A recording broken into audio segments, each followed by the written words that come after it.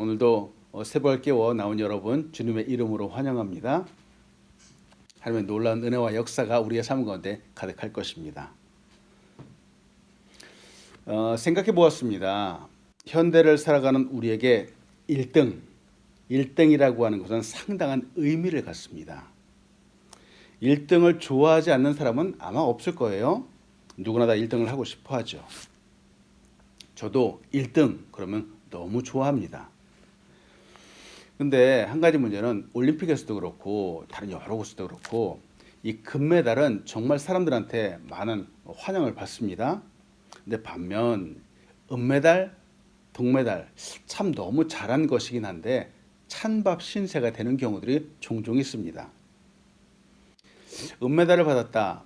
그 세계 2위의 기록을 차지한 거잖아요. 참 놀라운 성적입니다. 근데 사람들의 시선은 은메달이나 동메달보다는 여전히 금메달로 쏠린다라고 하는 것이죠. 1948년도 2차 세계대전 이후에 전 세계적으로 장애인들도 올림픽을 갖고자 하였습니다. 그래서 혹시 들어보셨는지요? 패럴림픽이라고 해서 장애인들이 갖는 올림픽이 해마다 열리는데 참 중요한 행사가 되었습니다. 얼마 전에 시애틀에서 패럴림픽이 진행되었을 때의 일입니다.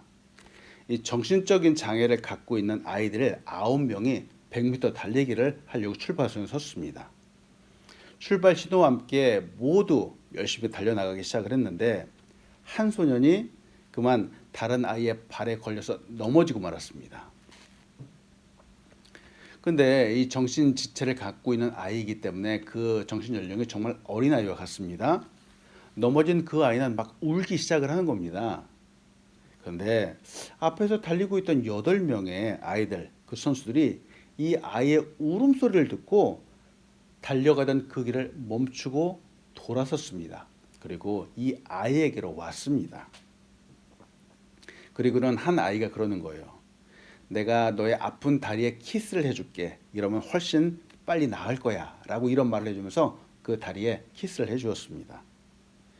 이후에 이 9명 모두가 서로 아주 친한 친구처럼 팔짱을 끼고선 결승점까지 걸어갔습니다.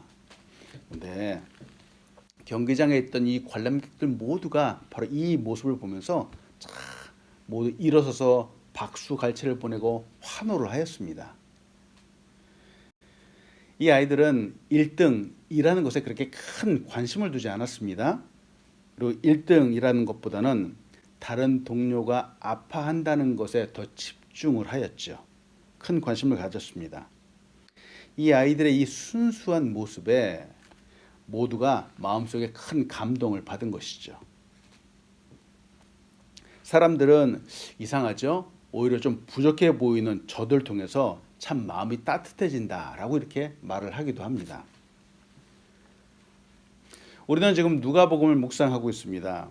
오늘 본문의 배경은 주님께서 잡히시기 전날 예수님과 제자들의 마지막 유월절 만찬 식사입니다.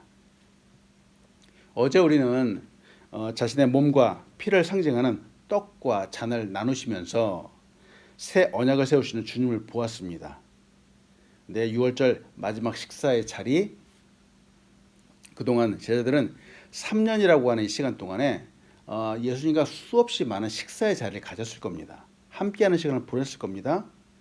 그런데 지금 이 순간은 말이죠. 이 순간은 무엇인가 좀 다르다, 분위기가 다르다 하는 것을 제자들은 좀 알았어야 됐습니다. 그런데 오늘 본문에서처럼 제자들이 예수님 앞에서 보인 그 모습은, 그 행동들은 인간의 밑바닥에 있는 본성, 혹시 죄악의 본성, 그 모습을 보여주는 것과 같다라는 거죠. 오늘 본문을 통해서 여러분과 나눠주시는 첫 번째가 바로 그겁니다. 예수님은 하나님 나라의 원리를 알려주시는 분입니다. 우리의 본성, 죄악적인 본성이죠. 그럼에도 불구하고 예수님이 해야 되는 그 일, 맡기는 사명들을 정말 끝까지 완수하신 분입니다. 세상에는 세상만이 통하는 원리가 있습니다. 조금 전에도 말씀드린 것 같이 1등만을 주목하고 인정하는 것. 금메달만이 가치가 있고 은메달, 동메달은 정말 뒷전으로 밀리는 것. 아마 이것이 세상이 말하는 그 원리이지 않을까요? 물론 요 사이에는 은메달도 동메달도 너무 소중하다, 정말 귀하다, 잘했다라고 칭찬하고 박수를 쳐주는 그런 세상이 되기도 했지만 이상합니다. 그럼에도 불구하고 선수들이 내가 은메달을 받았다, 동메달을 받았다 그러면은 확실히 어깨가 움츠러드는 건 사실이라는 거예요. 금메달을 받지 못했다라는 것 때문에 너무 속상해한다는 거죠. 세상은 승리하는 사람이 있고 패배하는 사람이 있습니다. 그런데 하나님은 그렇게 보지 않으시죠. 오늘 본 말씀 누가복음 22장 24절로 27절은 이렇게 봅니다. 또 그들 사이에 그중 누가 크냐 하는 다툼이 난지라. 예수께서 이르시되 이방인의 임금들은 그들을 주관하며 그 집권자들은 은인이라 칭함을 받으나 너희는 그렇지 않을지니 너희 중에 큰 자는 젊은 자와 같고 다스리는 자는 섬기는 자와 같을지니라. 앉아서 먹는 자가 크냐 섬기는 자가 크냐. 앉아서 먹는 자가 아니냐. 그러나 나는 섬기는 자로 너희 중에 있노라.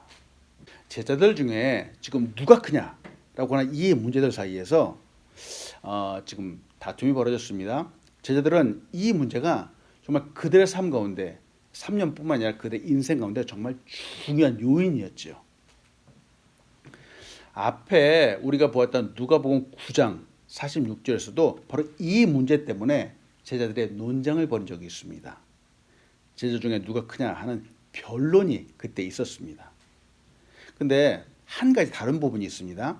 앞에 9장에서는 여기서는 제자들이 누가 크냐 누가 낫냐라고 하는 변론이라고 되어 있어요.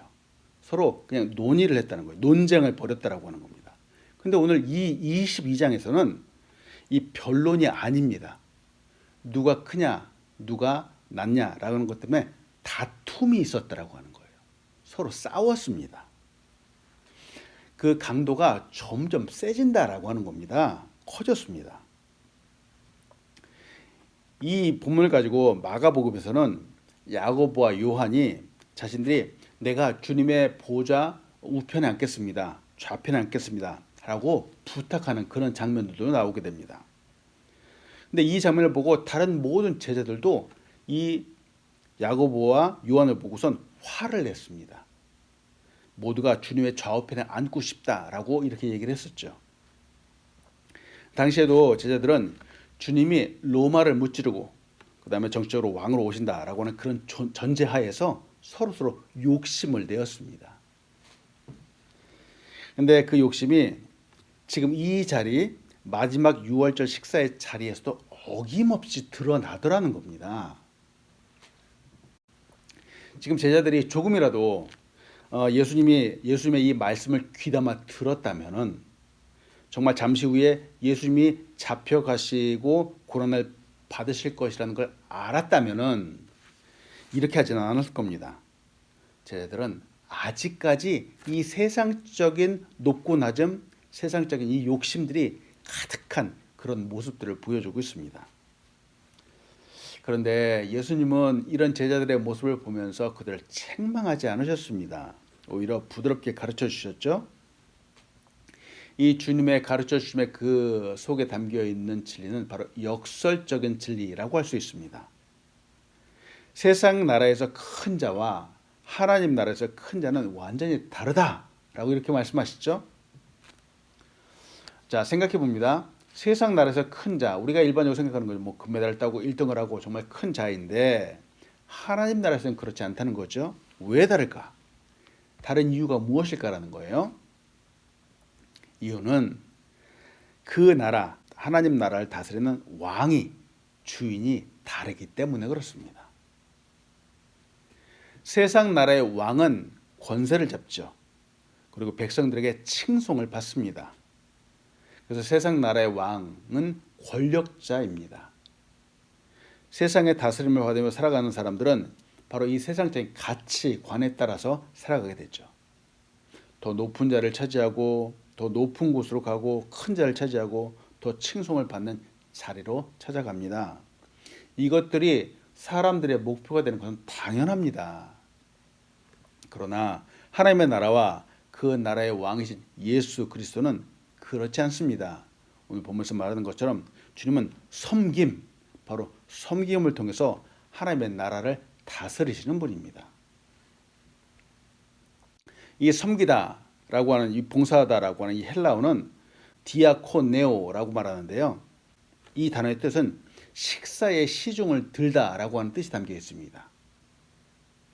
이 단어는 인격적으로 다른 사람들에게 행하는 사랑의 봉사를 말합니다. 하나님 나라에서 큰 자의 개념이 세상의 개념과 정말 많이 다릅니다.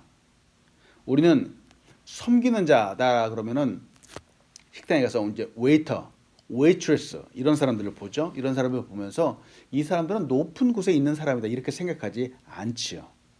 그러나 바로 주님이 그와 같은 모습으로 이 땅 가운데 오셨다라고 하는 겁니다. 주님은 언제나 섬기는 자로 제자들 가운데 계셨습니다. 지금 제자들과 함께 식사하는 자리에서도 주님은 여전히 섬기는 자리에 계셨습니다. 또한 주님은 제자들을 섬기셨을 뿐만 아니라 온 인류를 섬기는 분으로 오셨죠. 섬긴다. 바로 나의 죄, 우리의 죄를 대속하기 위해서 6월절 어린 양이 되어 주시기 위해서 오셨습니다. 십자가에서 죽으시고 피를 쏟기 위해서 오신 것이죠. 바로 이것이 섬겨주시는 것이죠. 나를 섬겨주시기 위해서 이 땅에 오셨습니다. 그것이 하늘나라에서 큰 자라고 이렇게 말씀하시죠. 예수님은 이 큰 자, 섬기는 자의 모습을 이 제자들에게 다시 한번 말씀해 주시죠. 누가복음 22장 28절로 30절을 다시 한번 봅니다. 너희는 나의 모든 시험 중에 항상 나와 함께 한 자들인즉 내 아버지께서 나라를 내게 맡기신 것 같이 나도 너에게 맡겨 너희로 내 나라에 있어 내 상에서 먹고 마시며 또는 보좌에 앉아 이스라엘 12지파를 다스리게 하려 하노라. 하나님 아버지께서 지금 예수님에게 하나님의 나라를 맡기셨다라고 이렇게 말씀하시죠. 그런데 예수님이 이 맡겨진 사명을 잘 이루셨습니다. 완벽하게 잘 이루셨죠.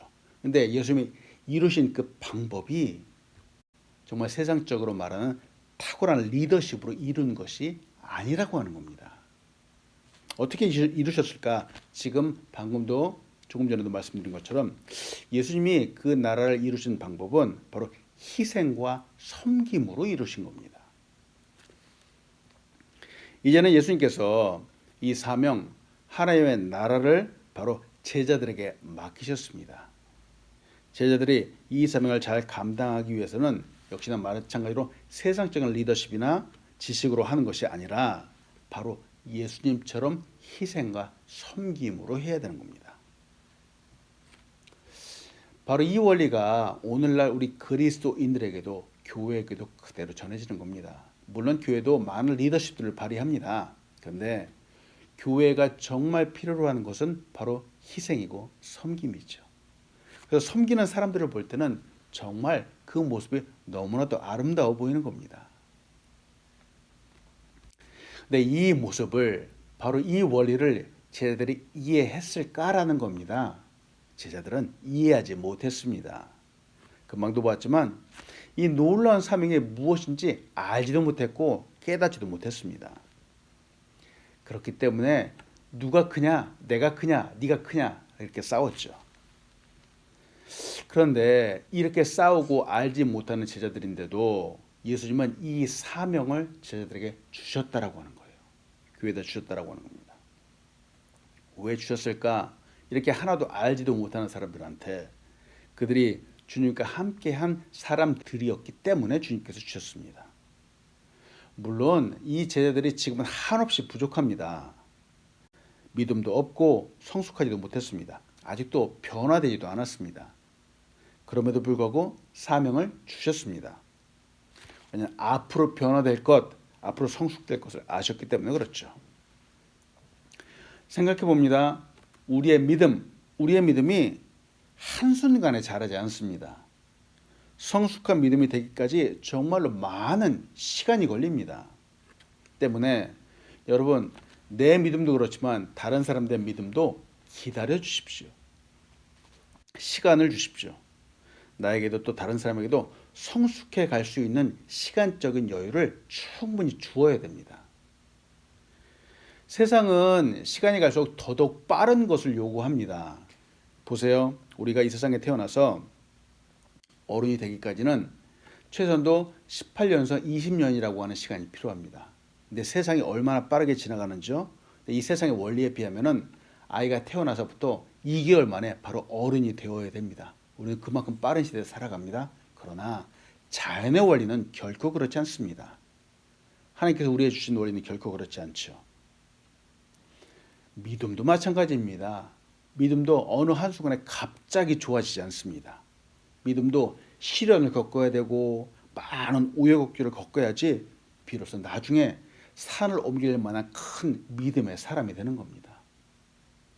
때문에 여러분 정말 주님 앞에 가는 그 날까지 우리는 계속해서 믿음을 조금씩 만들어가는 성숙하는 그런 사람이 되어야 되겠습니다. 자, 우리의 사명은 우리의 믿음은 커지고 성숙하는 것과 함께 이제는 형제를 세우는 것에 있습니다. 사람을 잘 세워가는 것에 있습니다. 오늘 본 말씀 누가복음 22장 31절로 34절은 이렇게 말하죠. 시몬아 보라 사탄이 너를 밀가 부르듯 하려고 요구하였으나 그러나 내가 너를 위하여 내 믿음이 떨어지지 않기를 기도하였노니 너는 돌이킨 후에 내 형제를 굳게 하라. 그가 말하되 주여 내가 주와 함께 오게도 죽는 데에도 가기를 각오하였나이다. 이르시되 베드로야 내가 내게 말하노니 오늘 닭 울기 전에 내가 3번 나를 모른다고 부인하리라 하시니라. 지금 예수님은 베드로의 이름을 2번이나 불러주셨죠. 그리고 강조하셨습니다. 여러분 농부의 기질이 무엇인지 아시죠? 농부의 기질은 이는 추수한 후에 이 곡식을 깨끗한 곡식을 얻기 위해서 그 곡식 속에 섞여 있는 작은 돌을 걸러내는 행위입니다. 그런데 바로 이 행위처럼 사탄도 믿음의 사람들을 잡고 흔든다라고 하는 거예요. 키질을 한다라고 하는 겁니다. 베드로는 정말 이런 흔들림, 키질 가운데 흔들렸던 사람입니다. 베드로가 그러잖아요. 당당하게 주와 함께 오게도 가고 죽는데도 가기를 각오합니다. 라고 호언장담을 했는데 주님은 베드로가 오늘 닭 울기 전에 네가 나를 3번 부인하리라 라고 이렇게 말씀하셨습니다. 예수님은 이미 알고 계셨죠. 정말 베드로는 주님을 부인하고 주님을 따르는 일에 실패했습니다. 소위 말해서 키질을 당한 겁니다. 그런데 주님은 우리를 위해서 기도해 주시는 분입니다. 예수님이 베드로의 믿음이 떨어지지 않기 위해서 기도해 주셨다라고 오늘 본문은 말하고 있죠. 예수님은 베드로를 위해서 기도해 주셨습니다. 그의 믿음이 떨어지지 않기를 위해서 기도해 주셨습니다. 뿐만 아니라 나중에 갈릴리 바다에서 낙심하면서 다시 그물을 던지고 있는 베드로를 친히 찾아가 주셨죠. 그래서 다시 소명을 주셨습니다. 주님께서 베드로에게 너는 돌이킨 후에 너의 형제를 굳게 하라 라고 말씀해 주셨습니다. 이는 베드로를 위해서 기도하고 그 믿음을 회복시켜 주신 그 목적이 베드로 그 한 사람만을 위한 것이 아니라 베드로를 통해서 다시 다른 사람들도 일으켜 주기를 원하셨기 때문에 그렇습니다. 이 말씀, 이 명령에 따라서 베드로는 정말 다른 사람들 굳게 하는 사람이 되었습니다. 베드로전서 5장 10절은 이렇게 말합니다. 모든 은혜의 하나님 곧 그리스도 안에서 너희를 부르사 자기의 영원한 영광에 들어가게 하신 이가 잠깐 고난당한 너희를 친히 온전하게 하시며 굳건하게 하시며 강하게 하시며 터를 견고하게 하시리라. 베드로는 정말 그의 많은 사역들을 통해서 다른 많은 사람들을 붙잡아 줬을 뿐만 아니라 정말 하나님께로 많이 돌아오게 인도했죠. 사탄이 지금 베드로를 또 제자들을 밀가부르듯 흔들 겁니다. 그렇다면 생각해 보죠. 사탄이 베드로도 흔들고 다른 제자들도 흔들 수 있다면 우리도 우리도 흔들 수 있지 않을까요? 우리도 밀가부르듯 하게 될 수 있지 않을까요? 당연히 그렇게 될 수 있습니다. 근데 여러분, 지금 예수님께서 베드로가 믿음이 떨어지지 않기를 위해서 기도해 주셨다라고 하는 것처럼 지금 예수님이 우리를 위해서도 기도해 주십니다. 바로 여러분 이 사실을 믿으시기 바랍니다. 우리도 얼마든지 사탄의 시험을 받을 수 있는데 바로 지금 이 순간에도 예수님은 우리의 믿음을 위해서 계속 기도해 주고 계십니다. 때문에 어려울 때마다 우리 예수님을 생각하십시오. 그리고 삶이 아무리 어려워도 믿음을 꼭 지키시기 바랍니다. 우리의 모습, 믿음의 굳게 서는 모습이 다른 어느 누군가에게도 정말 큰 도움이 될 것입니다. 바로 우리의 믿음 때문에, 우리의 그 모습 때문에 다른 사람들을 하나님께로 돌아오게 하는 귀하게 쓰임받는 우리가 될 수 있습니다. 두 번째로 같이 나누고 싶은 것은 원리에 따라서 위기에 때를 잘 준비하는 삶을 사는 것이 바로 지혜다라고 하는 것입니다. 예수님은 이 제자들에게 이전과는 조금 다른 바뀐 환경에 대해서 잘 준비하라라고 이렇게 말씀합니다. 오늘 본 말씀 누가복음 22장 35절 38절은 이렇게 말하죠. 그들에게 이르시되 내가 너희를 전대와 배낭과 신발도 없이 보내었을 때에 부족한 것이 있더냐? 이르되 없었나이다. 이르시되 이제는 전대 있는 자는 가질 것이요 배낭도 그리하고 검 없는 자는 겉옷을 팔아 살지어다. 내가 너에게 말하노니 기록된 바 그는 불법자의 동류로 여김을 받았다 한 말이 내게 이루어져야 하리니 내게 관한 일이 이루어져 가미니라. 그들이 여쭤되 주여 보소서 여기 검 둘이 있나이다. 대답하시되 족하다 하시니라. 자, 전대, 배낭 이런 것들, 겉옷 이것이 먼저 등장했던 것이 누가복음 9장이었습니다. 누가복음 9장에서 예수님의 제자들을 보내었죠. 보내었을 때는 거기에서는 예수님이 아무것도 가지지 말라라고 이렇게 말씀하셨어요. 그리고 이 갖지 말고 사람들에게로 가면은 사람들이 너희를 잘 대접할 것이다. 손님처럼 대접할 것이다. 이렇게 말씀하셨었어요. 그런데 오늘은 그때와 상황이 달라졌다는 겁니다. 이제는 상황이 급격하게 바뀌었다라고 하는 겁니다. 이제는 예수님의 제자들에게 말씀하시죠. 이제는 전대를 가져라. 전대라고 하는 건 돈주머니입니다. 즉 여유 자금을 갖고 있으라는 거예요. 그리고 배낭도 가지라는 겁니다. 심지어 칼이 없는 자는 옷을 팔아서라도 검을 갖고 있어라라고 하는 겁니다. 이상하잖아요. 사람들이 주님을 향한 그 호의가 이제는 적대감으로 바뀌었다라고 이렇게 말씀하시는 겁니다. 이는 이제 예수님이 십자가에 죽으실 거다라는 것을 말씀하는 거죠. 본문에 따르면 예수님이 이제 불법자 취급을 받으시죠. 백성들에게 거부당하시고 또 조롱당하시고 십자가에 달려 죽으실 것입니다. 예수님께서 이제 불법자로 취급을 받으셨기 때문에 이제는 제자들 또한 사람들에게 배척을 당할 것이다라는 거죠. 예수님께서 칼을 준비하라라고 이렇게 말씀하셨는데 여기서 칼을 준비하라라고 하는 것은 복수를 하라라고 하는 그런 뜻이 아닙니다. 즉 이 말은 박해, 너희가 박해를 받을 건데 이 박해에 대해서 대비를 하라라고 하는 하나의 상징적인 표현입니다. 생각해보죠. 예수님이 정말로 칼을 사라라고 말씀하셨을까요? 그렇지 않습니다. 바로 이 너에게 오는 환난과 핍박을 대비하라라고 하신 거죠. 그런데 참 재밌죠? 오늘 본문에서 보니까 제자들은 정말로 예수님이 검을 사라라고 하신 것처럼 글자 그대로 이해한 거예요. 예수님 말씀 그대로 이해해서 그래서 우리에게는 검이 2개가 있습니다 라고 이렇게 지금 말하고 있는 겁니다. 예수님은 또 여기에 족하다라고 말씀하셨죠. 이 말은 너희들이 검이 2개가 있는데 이것을 충분하다라고 하는 그런 뜻이 아니라 너희들이 칼을 카운트하고 정말 칼을 보는 그거 자체가 의미가 없다. 그만두어라 라고 하는 말입니다. 세상은 생각해 봅니다. 세상은 예수님을 환영하지 않습니다. 지금도 그렇습니다. 우리가 예수님을 전하기 위해서 전도하기 위해서 나가죠. 사람들에게 예수님을 전하기도 합니다만 세상은 복음을 전하는 우리를 배척하기도 합니다. 예수님을 거부하는 것이죠. 그러나 실망하지 마십시오. 이런 일이 있을 것이다 라고 주님은 미리 말씀해 주셨습니다. 그러나 우리는 여전히 우리가 해야 할 일을 기쁨 가운데 하는 것이 필요합니다. 말씀을 마칩니다. 하나님 나라의 원리, 이 하나님의 나라의 원리는 세상의 원리와 다릅니다. 하나님의 나라는 섬기는 자가 큰 자입니다. 그렇다면 우리는 이 땅에서도 특히 이 교회 공동체에서도 하나님 나라의 원리를 따라서 살아야 되겠습니다.